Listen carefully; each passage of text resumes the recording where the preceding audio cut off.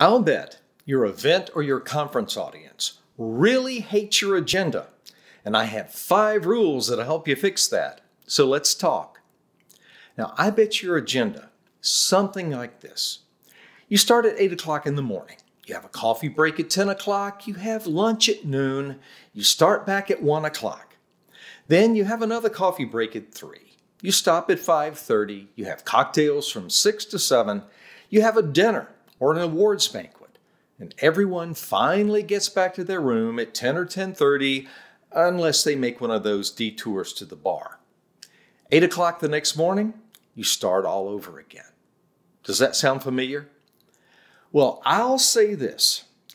Any person who is forced to sit through 9 consecutive hours of a conference, a meeting, or a workshop should be declared legally dead and have their estates probated. Every audience hates marathon events, every one of them.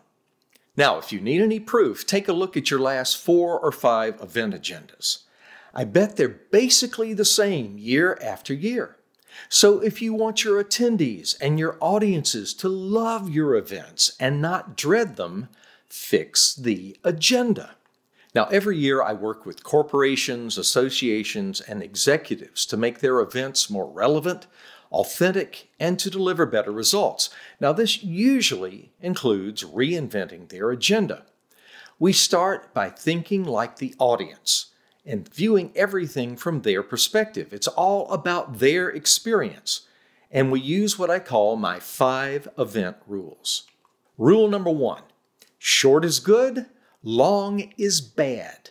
Focus on the least amount of information that the individual or the audience needs to do what you want them to do, and not one word more. Number 2, don't tell them things they already know. Tell them specific things that they want and they need to know, why it's valuable to them, what to do next, and make it relevant. Number 3, from the beginning, give your audiences reasons to care. If they don't care, the content doesn't matter. And number 4, remember the event is about and for the people in the audience. Communicate to the audience on their terms, using their language and in their context. And number 5, make the content come alive. Visualize, dramatize, tell stories, make it emotional. Give people things to do that are engaging and interesting. Now, the process that we use to rethink an agenda is actually simple, it's creative, and it's pretty liberating.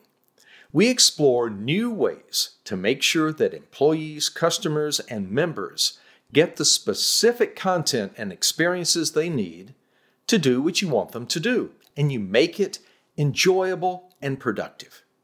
So, how can you reinvent your agenda? Let's talk. I'd like to work with you to make your next event and conference more successful. Thank you for watching.